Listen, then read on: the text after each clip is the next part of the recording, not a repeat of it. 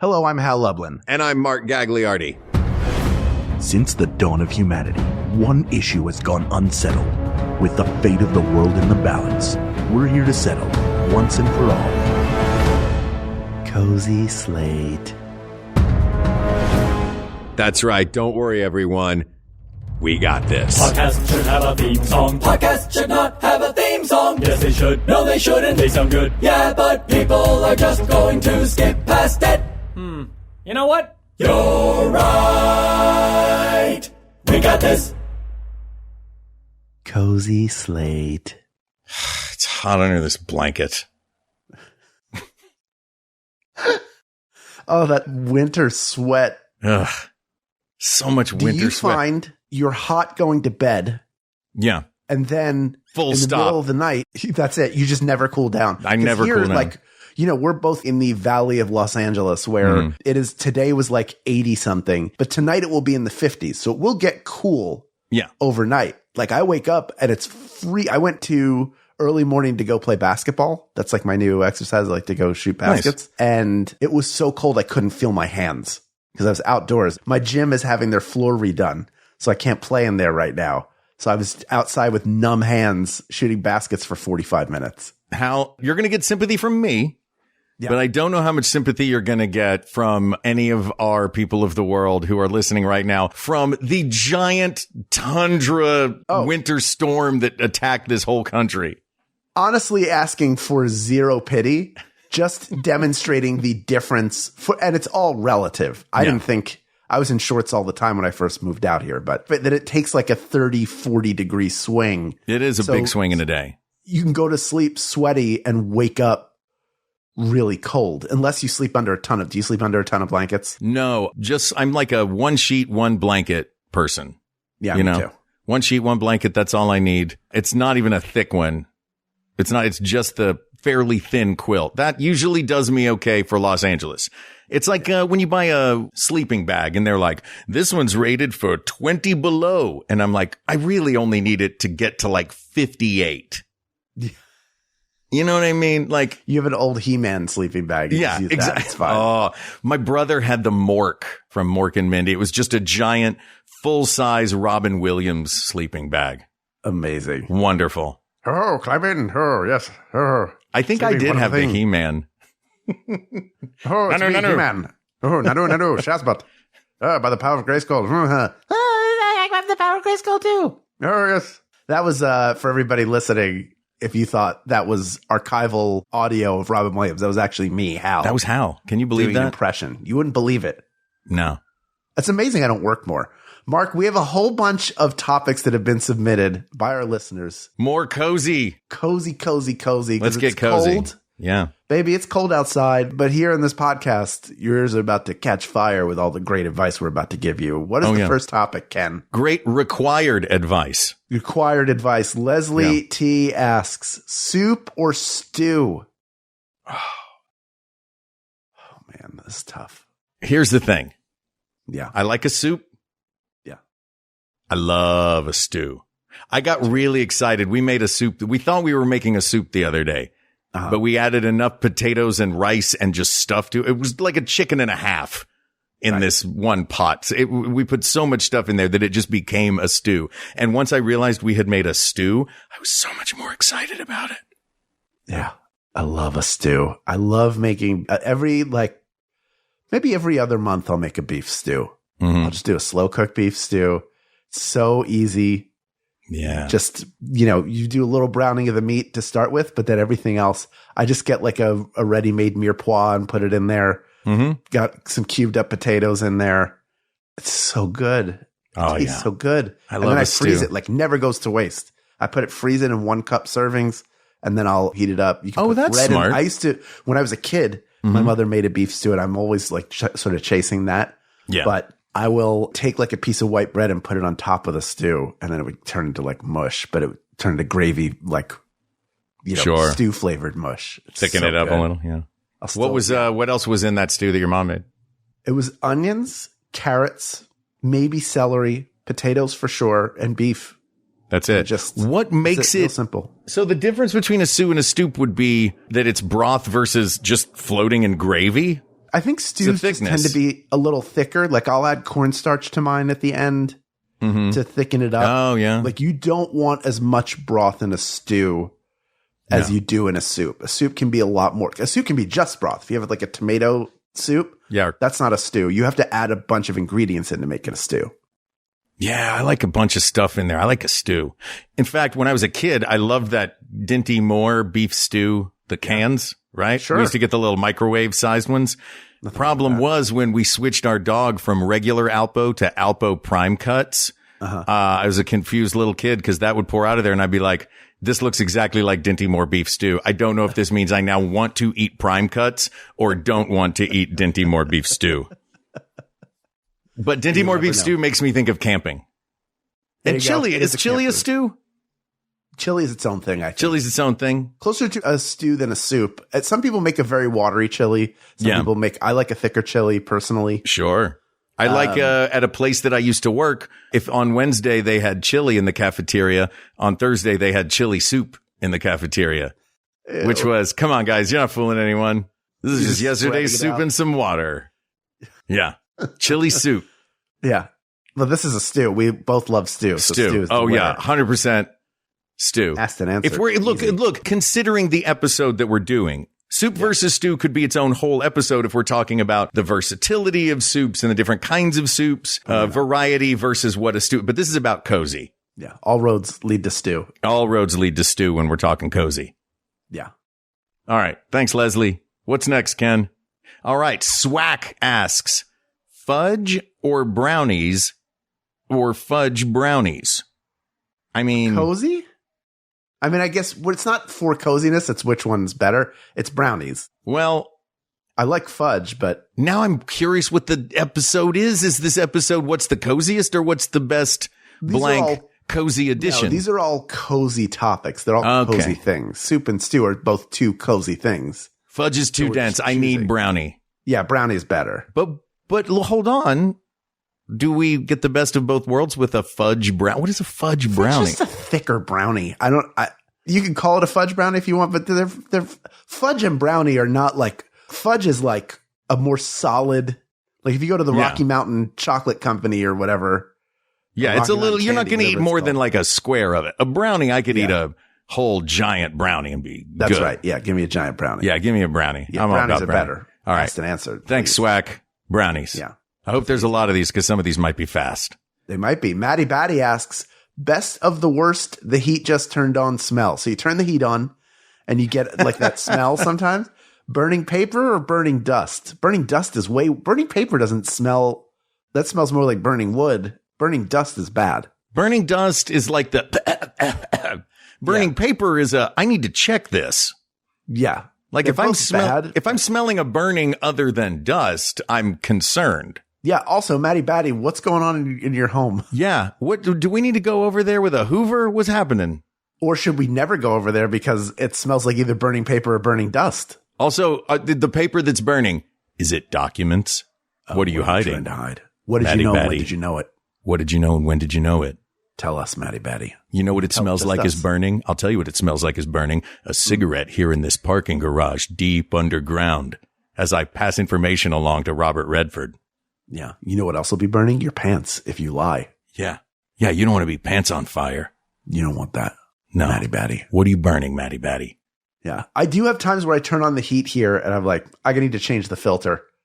Yeah. It takes us a good day every year to figure out how to turn on our heater because it's a wall unit, like radiator. And it's one of those where it's like, okay, there's a valve in the back. There's two valves in the front. You got to hold it for 90 seconds once a year to get it to do the thing. Then you poke a match through this hole and it's like, this is too much, man. I lived in an apartment. It was the second apartment I ever lived in out here. The one I lived in a very long time. You came there, you stayed there once. Mm-hmm. And the heater there, they were like coils in the walls that heated up. But I didn't know that we had a heater. I just knew there was no air conditioner. And I had people staying with me and they were like, we're cold. They didn't say this to me. They just got cold and they turned it to like 80. Mm-hmm. And I didn't discover it until like 2 months later. I was like, why is it always hot in here? It's February. I'm sweating. And then I looked at it. I was like, what is that dial on the wall? And why is it turned all the way to the right? How many years had you been living there? I mean, a couple, but I'd never turned on the heat. I never thought. You lived by the beach. You don't need to turn on the heat. Who moves to Southern California and thinks I need to turn the heat on? Yeah. Nobody does. Now, look, I'm on your side on this, Hal. Who do we have to... Stop attacking me. I'm not attacking. I'm just saying. I will not be attacked about this. Hal. Burning dust. All right. Yeah, burning dust. That's the heat just turned on smell. You don't want to smell dust. Okay, Greg on asks, lullaby or bedtime story? I have strong opinions. How do you feel?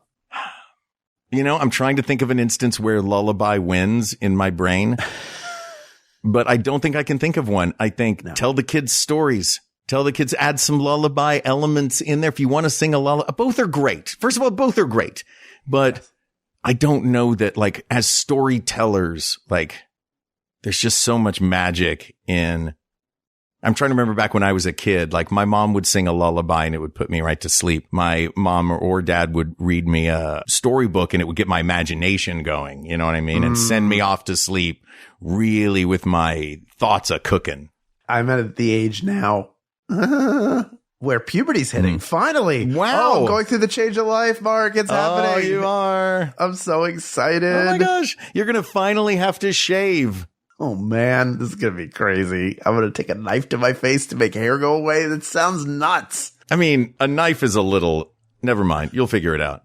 It's sharp. I am an adult, ostensibly, and I will put on, I've fallen asleep to People's History of the United States. I've fallen asleep to autobiographies of famous people. I've fallen asleep to like ASMR whispered, like, here's the story of Star Wars, but like, here's the history of the Sith. Here's a full timeline of everything that's ever happened in Star Wars, including expanded universe or legends or whatever they call it. So I like that. To me makes it easier for me to fall asleep than a song that ends really fast. Like you can't Mary Poppins me to like the go to sleep. Yeah. I'm not going to fall asleep. If there's an ending to a lullaby that comes a lot sooner than the ending to a bedtime story, you feel like you failed if you haven't fallen asleep by the time the song's over. Yeah. Like exactly. You get to, and down will come baby, cradle and all. Well, that song failed. I'm still awake. Can I admit something, Hal? Well, yeah, go ahead, please. I have in the past listened to ASMR history stories for the information while awake. Hey, I've done it too. You don't have to. This is a no shame zone. This is like, this is going to put you to sleep. And I'm like, it doesn't put me to sleep. I'm like, no, man, tell me more about Benedict Arnold. Gently. Well, I told you that one channel I listened to, right? With the British guy who's like, the life of a peasant, a medieval peasant. You born and you only have one foot. But it's time to go. By the time you turn 3 years old, you're at work in the fields. Your teeth are rotting out of your mouth. If you're lucky, you get broth once a month. And then you freeze to death. And then the winter comes. Does this not invade your dreams? No. Really? So you can fall asleep listening to, here's the life of a peasant, and here's what your life would have been like had you been in Russia under Tsar Nicholas I. And then you're not going to have a dream about being in Russia under Tsar Nicholas I? No, I famously have zero imagination. It just makes me fall asleep.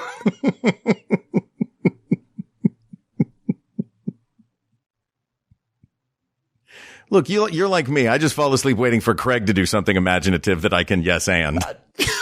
That's right. I was like, Craig will handle this. Craig will handle this scene. Yeah, like, oh, everybody here's funnier than me. This is great. That's good. Just affirmations. Yeah. Or whatever the opposite of an affirmation is. Demerit? Can you give yourself a demerit? Sure. Oh man, I wrote my name on the board and I got 2 check marks next to it. I'm going to give myself detention. Oh man. Who knows what I'm going to make myself write? Probably that short story I've been avoiding. You punish yourself by being productive. I guess I'll pay those bills. Ugh. Oh, that reminds me. You know what? We'll do that after. Let's keep doing the episode. All right. What is next, Ken? Swack asks, we're going back to soups. Cream soups or broth-based soups? Okay. We're going back to soups. broth-based soup is going to be infinitely healthier. We'll start with that. Yeah, and you can make it unhealthy by loading it up with noodles and all sorts of fun stuff and putting cream is like, it just feels like even if you don't have a lactose intolerance, you're going to be on the toilet about it at some point. Yeah, I feel like when delicate. I remember even as a kid walking through the Campbell's aisle and being like, cream of chicken. Chickens don't have creams. You know what I mean? Or like cream of cheddar. What are you talking? How is there a cream of version of every soup? You know what I mean? It's like just those creams, those soup creams those are for like cream of mushrooms don't have creams either. That's right. They don't. No, those are how you make the gravy part of a Thanksgiving dish is those soups. I've never actually used them as soups. Fair enough. Yeah. Though I will say something in favor of the cream soup. Please. We did have, when I used to work at California Pizza Kitchen 20 years ago, there was a thing where the soups were thick enough that they were cream-based soups. They were thick enough that you could pour 2 ladles at once, and they called it a 2 in a bowl. And they were thick enough in whatever emulsifiers they used that they stayed perfectly separated in the bowl. And that is weird. That is really weird. I would always just order the corn soup, that corn chowder. That corn chowder is great. Yeah. Yeah, so good. I never got 2 in the same bowl. Probably similar to you. This is like your nightmare. The food is completely touching at all times. Oh, man. Can't have that. No. And some people would just like stir it up all together. I'm like, we had a whole day of learning how to make it separate like that when we bring it to you. Because the servers do the dishing of the soups. They showed us how to do that. Now you're swizzling it all together like it's a Jackson Pollock. Get out of my restaurant. What's wrong with you? Just get 2 bowls of soup, you animal. Why do we even serve this? It's a test. It's a purity test. I think if I'm having stew, I want it thick. If I'm having soup, I like a good broth. Yeah, I do too. I will add crackers to it to thicken it up, but I like to have the option. I went today, I went on my lunchtime walk, and it's like, I'm hungry. I don't know what I'm going to get. Oh, I'll go to the Amazon Fresh. I have an Amazon Fresh nearby. Yeah. And I go to the hot bar. I'm looking like the orange chicken. Like none of that looks good, but they have their chicken noodle soup. So I got a medium container, filled it up. And then all the 3 tables in the store were full. I was like, well, I got to keep walking. I got to walk over and pick up some stuff at another store. So I was just walking around my neighborhood with a container of soup, sipping the broth and then eating it with a spoon until I could find an outside table at the next place. I love this. I was like, oh, this is really weird.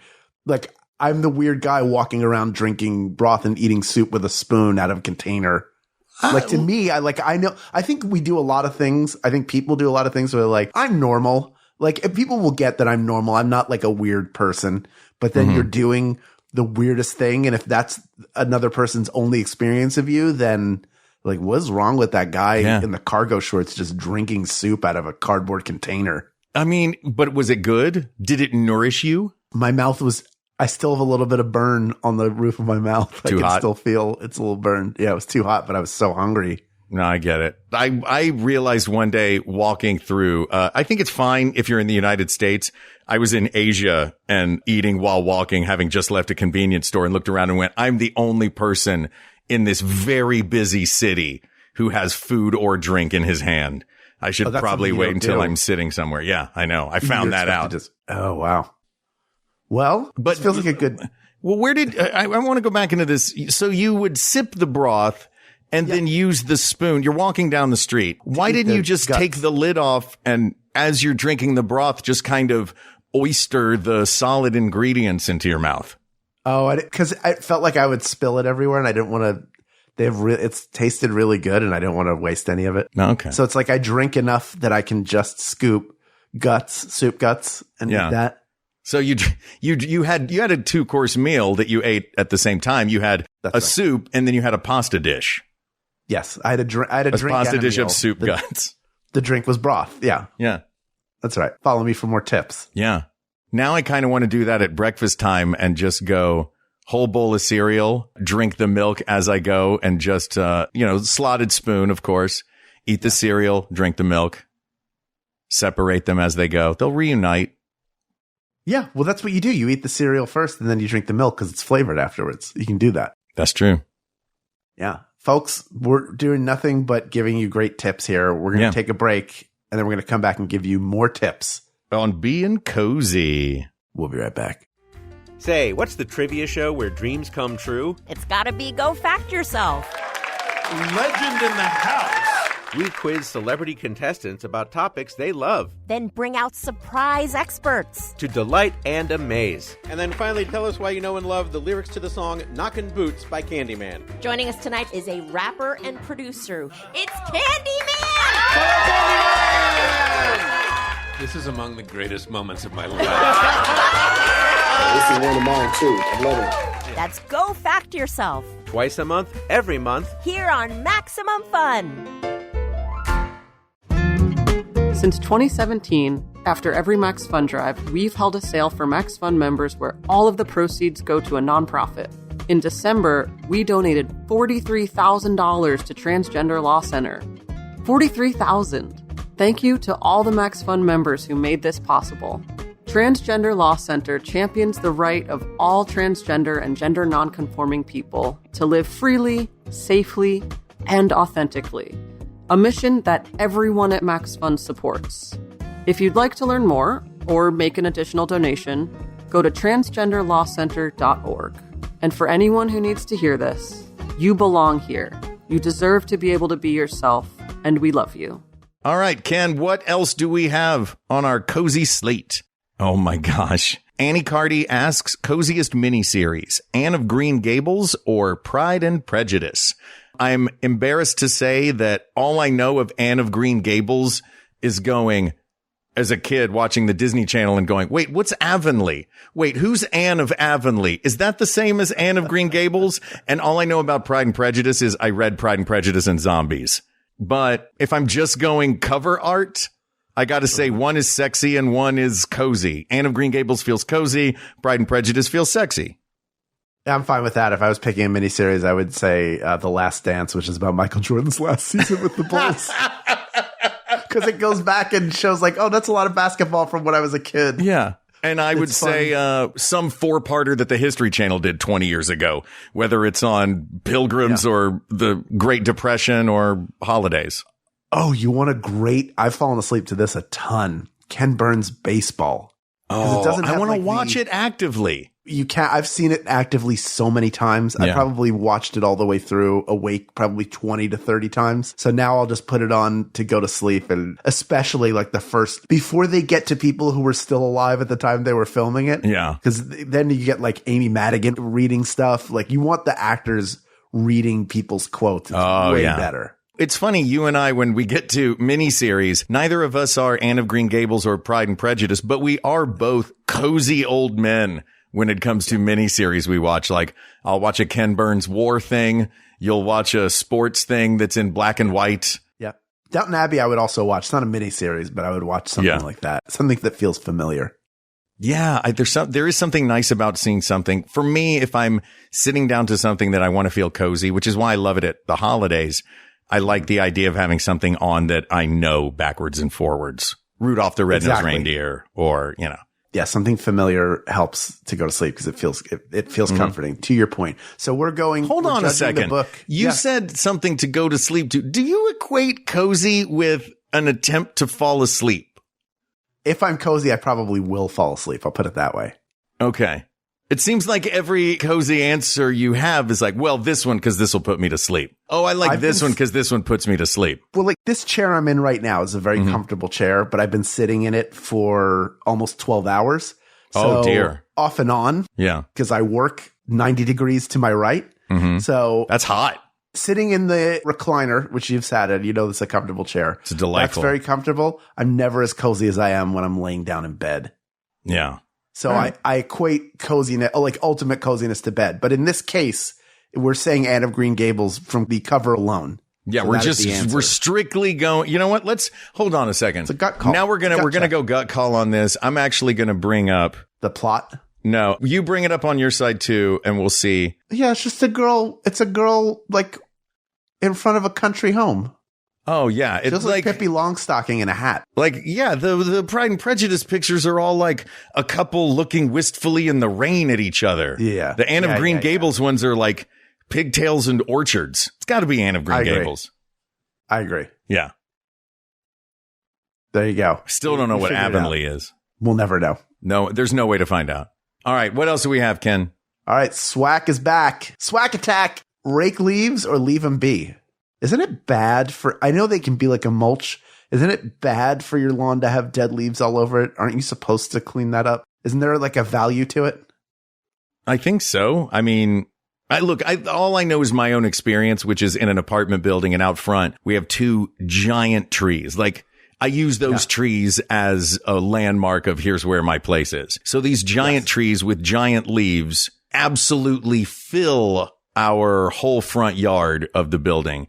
And I'm kicking them. I'm stepping over them. If I drop my keys, they fall into them like the ball pit at Chuck E. Cheese, and I never see them again. Like, it's a lot of leaves. And when I go out and they've been raked, because we have guys that come by once a week, those days I just breathe so much easier. And I'm like, oh, look how nice it is without all these leaves. Yeah, rake your leaves, people. And also you get the pile. If you rake them, you get the pile to either scare someone out of or jump into. Ken says it's better to let them decompose in place. The raking is aesthetic, but guess what? I like aesthetics. Yeah, we're 2 aesthetic guys. Yeah. Famously. Yeah. Famously. So I have a Fernando's Hideaway version of lawn care, which is better to look good than to feel good. So that's what I'm going with. Well, there you have it, folks. Raking asked and answered. All right. Leslie T asks, baking cookies or decorating cookies? What do you think? I always have, when I think of decorating cookies, I think specifically of sugar cookies around the holidays. And you know, I'll make the royal icing and then we'll make all the different colored things. And then I'm very impatient at decorating. Like, I want them to be cool already because I want to decorate them and then eat them. And like the red that we use for the stockings, I put a little peppermint extract in there. I enjoy the baking. I'm a better baker than I am a decorator, so I enjoy baking a lot more. I think you saying that to me makes me think that the answer is decorating then, because really, I'm a better baker than decorator as well. I think a lot of people are better bakers than decorators, and you can get really good chocolate chip cookies or really good sugar cookies or really good snickerdoodles around the holidays, or those little chocolate ones where you put a little piece of an Andes mint or like you were mentioning, like all these very specific baked goods. But there's something about cookie decorating that if you're bad at making chocolate chip cookies, there's still going to be chocolate chip cookies, but your chocolate chip cookies aren't going to be as good. If you're bad at decorating cookies, your cookies are going to be even better because they're going to be funny. They're going to be individual. They're going to be yours. Annie made cupcakes for a party a couple of weeks ago, and neither of us know how to frost cupcakes to save our life. So what did we get? We got piping bags, the thinnest little point, and just drew dumb pictures on them. So, and that looked like they were chalk art. Like, there's something wonderful about a cookie that is totally bare except for one splotch of green glitter in one spot. Because when my nephew comes up and hands it to me and says, I made you this one, I'm like, you know what? It's perfect. I think that's the funniest thing, but I would say it's baking because there's something cozy about like mixing it all together, the smell of it baking when it comes out and it's cooling. The decorating is like the last step that you do to make it pretty before you eat it. I don't find that to be cozy as much as whimsical, and they're different to me. Right. Well, are we doing coziest or are we doing best in a cozy themed episode? I would rather bake cookies. I don't care if they're decorated because I'm going to eat them anyway, is what I would say. That's fair. Got to have the cookies to do anything with All them. right. That's fair. And I can't walk in the house and smell the icing, or I can't smell the sprinkles. Right. But I can walk in the house and smell the baking cookies. Yes. And, you know, funny nowadays, like most of the cookies that my family makes around the holidays aren't decorated. Except our Ninja Bread men. Ninja bread? Yeah, we do make Ninja Bread cookies every year. What is that? It's gingerbread cookies, but the cookie cutter shapes are of ninjas. I've brought Ninja Bread cookies over to you before. No, you never have. I never have? No. Oh, I got to make some Ninja Bread and bring it. Please. I will. I would love that. Well, come see me in the show and I'll bring you some Ninja Bread. I'll come see you in the show whether or not you bring Ninja Bread. How's that? No, thanks, buddy. All right. Next question. Oh, sorry. Asked and answered? Asked and answered. Baking. All right. Maddie Batty asks, our final question. I don't even know what this means. Maddie Batty asks, this may have been what was in those documents that Maddie Batty was burning earlier. Yeah. Coziest position, cat loaf or hedgehog ball? All right. Let's take a look at some pictures, shall we? Look up. Oh, I see. A cat loaf is when they're like tucked in. The legs are tucked underneath. They're upright. They're laying upright, but the paws are all tucked underneath. So you and can't a hedgehog see them. ball. In a proper loaf, you can barely see the paws if you see them at all. So they look like a little loaf of bread, a little cat loaf of bread. Hedgehog ball is when they're on their side completely curled up. I don't understand what hedgehog ball is. Like this, are we talking about the coziest position for a human to be in or for a cat to be in? I think this is for a hedgehog to be in. I think it's a style like it's completely curled up on the side. Completely curled up on the side or loaf on top. This is animals. And I think at this point, it's preference. Would you rather your cat look like a loaf of bread or a seashell? Which one do you think seems cozier? Curled up on the side, completely curled up, cat's completely curled up, or the cat would be sitting up, but they look like a loaf because all of their extremities are tucked. See, here's where I'm torn then, because if I'm looking at it from the animal's point of view, that hedgehog ball looks so cozy to me. That is, you have sunk yourself. Somehow you are your own papasan chair and you have curled yourself in on yourself. The cat loafing, it just looks funny because it looks like they don't have front paws because they're tucked underneath. And that looks less cozy to me. But if I'm thinking as a human being trying to emulate one of these positions, kind of like, you ever curl up where you like just lay down and both of your arms are underneath you and you just kind of like lock them to like if you're on the rug or if you're laying on the bed or whatever and just like tucked in like that. Yeah. With my belly, if I tried to curl into a hedgehog ball, I would look like I looked trying to do my 11th sit up in like the 7th grade when I'm just struggling and trying to get my head toward my knees. And just sweating and it's not working. There's nothing cozy about that to me. Or like it's like you get freed from the Matrix and you're like covered in. So I do have, this is from the Purina website. Okay. There are different types of cat loaves. The one we're going to talk about is full loaf. That's where everything's tucked underneath. This is the explanation for why they do it. It says, this is the classic cat loaf variety. This cat is relaxing while toasting their buns in their cozy resting position. Cats in a full loaf position are the most contented loaf varieties. So that's of the loaves. Full loaf is the loafiest. Yeah. So a loafing cat is usually relaxed, but there may be a few other reasons for loafing. They feel safe with you. That's one reason.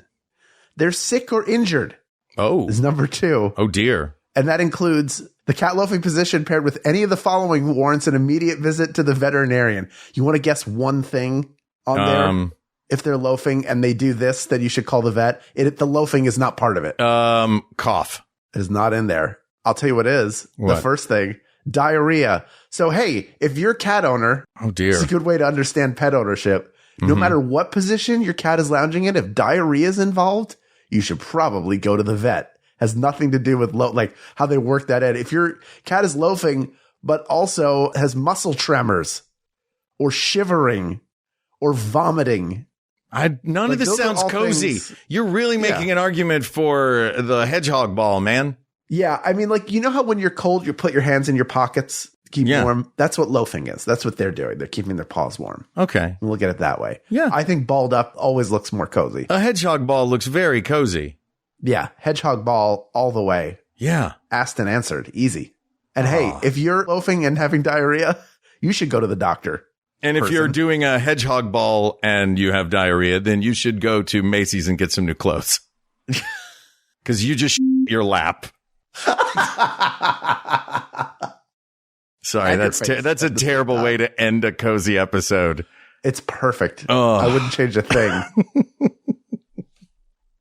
Now, well. if you listen to this and our other Cozy Slate, then we've given you all the information you need to live your coziest life. And for that, we can only say you're welcome. Yeah, exactly. And all of that coziness is asked and answered. But, there are other states to be in besides cozy. So keep those topics coming. Reach out to us via email at wegotThisPodcast@gmail.com or find us on social media at We Got This Podcast, with the exception of Instagram, where we are at We Got This Show. Be sure to subscribe to our YouTube channel. There's plenty of content on there for you. And the only reason you haven't checked it out because you didn't know about it or take the action and time it takes to subscribe, which is like 0 seconds. So go do that right now. You'll be glad you did. And you'll know when we post new information there. Also join our Discord, where we got all of these topics, where the community continues to grow, and there's all sorts of sub communities in there. It's a really, really fun place to hang out. bit.ly/WGT Discord. Thank you to producer Ken Plume, researcher Kate McManus, graphic designer Uri Kelman, and QA engineer Jen Alba. And thanks, of course, to our musicians, Jonathan Dinerstein and Mike Furman, for our score and theme song, respectively. And thanks to you, the people of the world, with whom we would curl up into hedgehog balls